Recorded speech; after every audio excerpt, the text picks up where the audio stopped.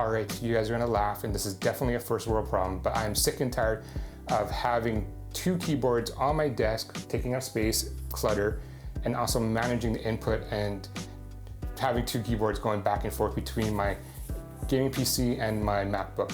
And I'm going to provide some context. This is the first keyboard I use on a daily basis, which is the Microsoft Sculpt ergonomic keyboard. And this by far is the most comfortable ergonomic keyboard I have used. It has definitely helped reduce some strain on my neck, my shoulder, and my wrist because of the way it's laid out. It has that nice cushion for your palm, and then the way it kind of opens up your shoulders to the ergonomic keyboard. It's great, and it feels good and tactile as well, and responsive for when I need for typing. However, these wireless ergonomic keyboard is not great for gaming, especially the input lag from wireless device, and these are just not even mechanical switches. All right, so my second keyboard that I use on a daily basis is my Ducky Mini mechanical gaming keyboard, which I have here, and this is the Cherry MX red switch. I do have a review on this. I'll put it up here on one of the cards if you want to know any more about this keyboard. And I use this gaming keyboard exclusively for gaming at night on weekends, especially for first-person shooter games. I find that this is very responsive and hardly any lag when I plug it in directly into my gaming PC through a USB-C cable. And so I've been using a combination of these keyboards during the day. And as you can see, it's a pretty big footprint and it takes up a lot of space. And so is it time for me to get rid of them? And did I find the perfect keyboard that combines both of them? And I think I might have. Let me introduce you to a mechanical ergonomic gaming keyboard, and this one has yellow Gateron Pro 2.0 switches. You can just hear that sound. All right, and in today's video, I'm gonna be actually talking about this keyboard. This is the Feker, you heard me right, F-A-K-E-R, Alice 80 mechanical gaming keyboard. And I'm gonna do a deep dive and review into this. I'm gonna do an unboxing. I'm gonna talk about the features and functions of the gaming keyboard. I'm gonna talk about the quality and build. And I'm also gonna talk about the feel of the keycaps, as well as the sound of the mechanical gaming keys that we have here. All right, as you're watching the video and find it helpful, please remember to give it a thumbs up, like the video, and consider subscribing to my channel for similar content. All right, let's get to the unboxing. So this is the Feker Alice ergonomic gasket keyboard, and the model number is Alice-80. So I'm going to flip it to the back and talk about some of its key functions. Type-C for the cable, Bluetooth 2.4 gigahertz wireless, gasket, RGB lighting, hot swappable keys, 8,000 milliamp battery, and it's a 75% mechanical keyboard. Feker did a really good job with the packaging. It looks really nice and professionally done. So they do include the tools to help you do the hot swappable keys and switches, and it also provides you with a braided USB Type A to USB Type C keyboard cable, and it's nice that they include that. Just high level feel and sound of the keyboard. When you take the keyboard out of the box, the first thing you notice is how heavy it is. This is a heavy, heavy beast. This is 2.5 pounds of gaming keyboard, and this is the heaviest keyboard I have ever owned. In terms of dimensions, it is 14.5 inches wide, 5 inches in width, and 1.6 inches in height. And that case is made out of ABS plastic and it's very durable. And if I take a quick look here, there's no gaps. It's really well put together. It's really solid. And if I do a flex test, I can't even do a flex test, and this is how well put together it is. I can't even bend it in the middle because of the ABS plastic and all the components in there. So, and if I push down on it, it doesn't flex in the middle or in the keys. As you can see, again, no flexing, which makes it a really sturdy and robust keyboard. In terms of the keycaps are made out of die sublimation. As you can see here, I'll explain more about the keycaps in a second. However, in terms of build quality, this is one of the better keyboards I have owned. The next one I'll talk about is functionality. And the first thing I'll talk about is connectivity. So on the back here, there is some options that you have. This on the left-hand side is your wireless dongle, which has 2.4 gigahertz frequency. That it's USB Type A. You can actually pull this out and put this into your computer. However, this one, it's really in there. I can't take it out, and I won't be using it anyway, so it's not a big deal. So just make note that when you take the keyboard out, just to make sure that you're not pushing this all the way in. This is not a power button. This is actually the USB dongle. And there's 3 switches here. Hopefully you can see this.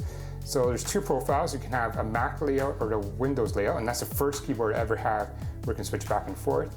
The on-off button lets you connect wirelessly, so if it's off, it assumes they're using Type-C cable, which they do provide for you. Or if you turn it on, you have different options for wireless connectivity.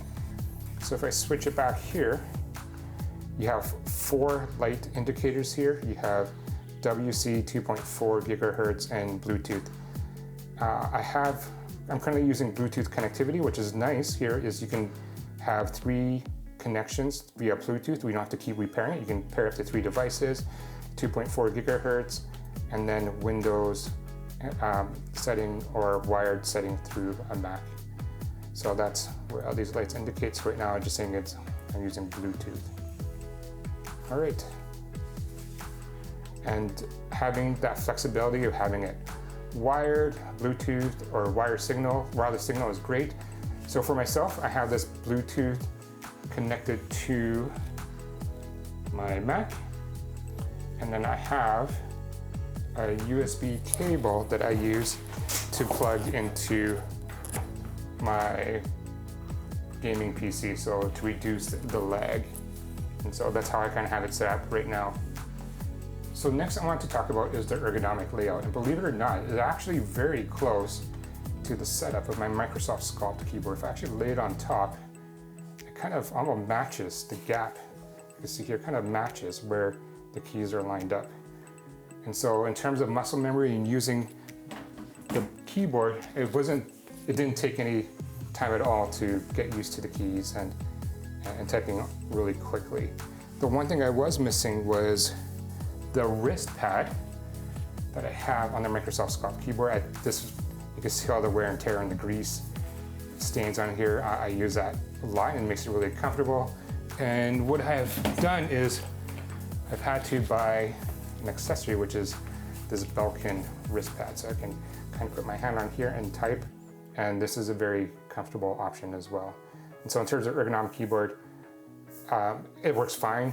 It does what it's supposed to do, and again, it wasn't a huge stretch for me to switch from the Sculpt to this. So next I want to talk about is the RGB lighting. As you can see here, there's light that's coming from underneath the keycaps. And the actual keycaps themselves, light doesn't come through it, and the yellow you see here is just the painted numbers and symbols that's on the key itself. It is bright enough that you can still kind of make out the keys in the dark. If I turn off the light here, you can really see what I'm talking about here. Is you can see that you can't, when I flip it up, you can't see the lettering under numbers on the keys themselves. And sometimes, depending on how I sit in an angle, I can't see it. And again, managing those shortcuts in DaVinci Resolve, sometimes I actually have to hunt and peck, and it's very hard to see. As you can see here, you just see it's the underglow. And so one thing that's different is my mechanical keyboard from Ducky, and you can see how crisp and nice the colors flowing through. You can actually see the individual letters and symbols. You can actually make it out. And this is what I wish this keyboard did, is that the keycaps, that the RGB lighting comes through like it does here. And you can, again, let me see if I can do this. You can see the difference here, where that's what I would prefer. It's not a deal breaker. I mean, I can still kind of make it out, but I really wish that the keycaps had the see-through letters for the RGB lighting to come through. You do have the ability to change different lighting features and colors. So function button, I can switch out the colors, or you can switch out how it looks there. This is rainbow. I turned it off. And then you have wave pattern, and kind of neat. This is like, reminds me of Kit from, all right. So yeah, it does have that features and function that you can cycle through depending on your preference as well. The brand Feker sells a lot of keyboards and different key switches, and they make it very easy for you to swap keys if you want to. So for instance, if I want to switch to a Cherry MX red switch, I can do that easily on this keyboard.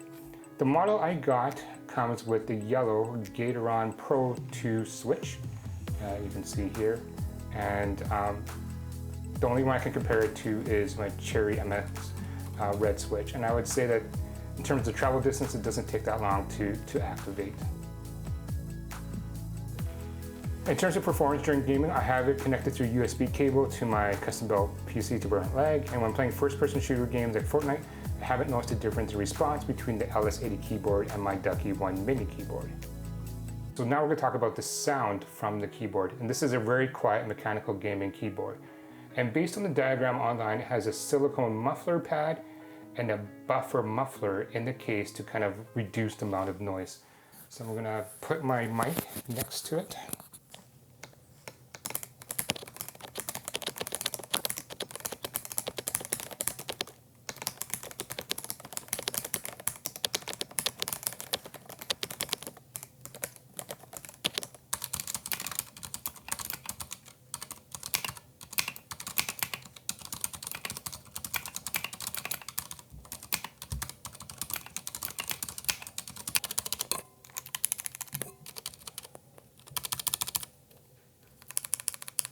So in conclusion, yes, the Feker Alice 80 ergonomic mechanical keyboard will adjust both your productivity and gaming needs, and there's nothing wrong with it. I'll leave a link in the description below if you want to purchase a keyboard. If you choose to purchase one, use the discount code William10 for 10% off your purchase at WhatGeek.